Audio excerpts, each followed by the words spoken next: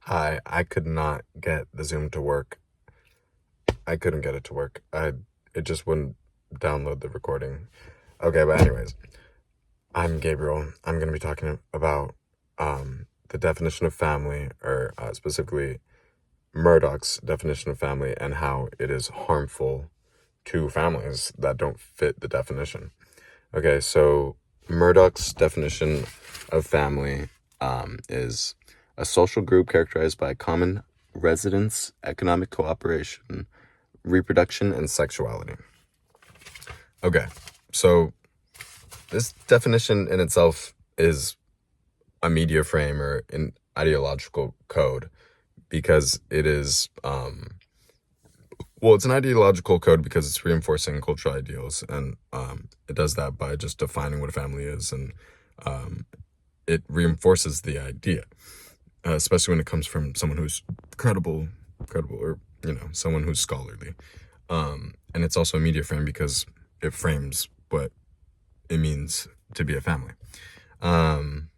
So this definition is very harmful because it is limiting, and when families don't fit this box, they are negatively impacted. So an example of this, and something I found in my data, here are the families I found. Sorry, I know it's going to be backwards, but at least you can see the pictures, and I will read the data. But in the families that I reviewed, 85% of these families focus on a married couple. So this is a problem because any family that isn't a part of a married couple will be seen as inferior, other. And this is a problem because when you're not labeled as a family, you don't get all the positive ideas that coincide with that idea of family. So if you're not the typical family, you're not loving, you're not caring, you're not contributing to society, you're not civilized, or for example, like a family with a single mother may be looked at as not civilized or just inferior in general. And this is obviously a problem because it affects just how the family feels, because obviously how other people view us affects us emotionally, but it can also affect them different ways. And this is in any family that doesn't fit the norm.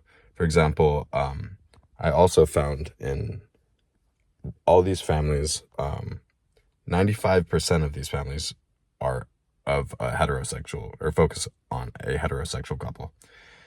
This is a problem because then families who aren't heterosexual or heteronormative are viewed as inferior, not valid, and this can be a huge problem. For example, if a gay couple has a kid that goes to school, and then their gay marriage or gay parenthood isn't normalized, other families will view them as taboo. And this could be a problem because, it's important that families in school are connected, that the community is connected. And if a gay couple isn't connected, they're not getting those benefits of being connected. Like they might not be tapped into the extracurriculars, or just information regarding the school in general.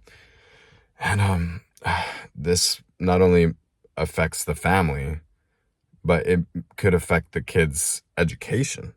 So there are real impacts, heavy impacts, from these limiting media frames, these ideological codes that create a stigma or taboo that for the families that don't fit the media frame, or a definition of being a family.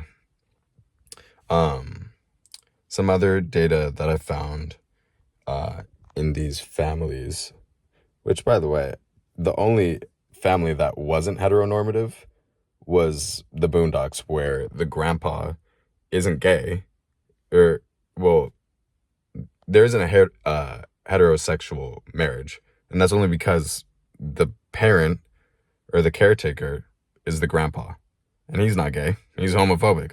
So even when the family isn't depicting a heterosexual couple, it's still heteronormative. So that's unfortunate. But some other data I found is 60% of these families are white. Um, and that's just bad. That's, I hate when uh, media just shows white skin only. Like, it is so important that people of color see themselves in media so they can relate to these characters and think, oh, this black girl is achieving things, whether it's fiction or it is nonfiction. It doesn't matter. They relate to the characters and they're able to see themselves in them. And when the character is something they admire and look up to, they can dream to become that. But when everyone's white, a person of color will feel out of place. They may even feel like, oh, I'm not white, I can't do these things that they're doing in movie. Like, I feel inferior. So this depiction of family media is just very influential. Um, Something I did want to say though, well, lastly, two other findings I found is 100% of these families focus on biological offspring. This is also bad because not all families are of biological offspring, and I think adopted families are pretty normalized now. So I think this is probably less of an important impact, but still, adopted kids should still feel represented in media for the same reason as people of color should feel represented in media. Um, you don't People shouldn't feel like an other. They should feel represented, or they should be able to connect to these characters in media. It's just a positive interaction. Humans are learning through story is very important for humans. But lastly, 100 of these families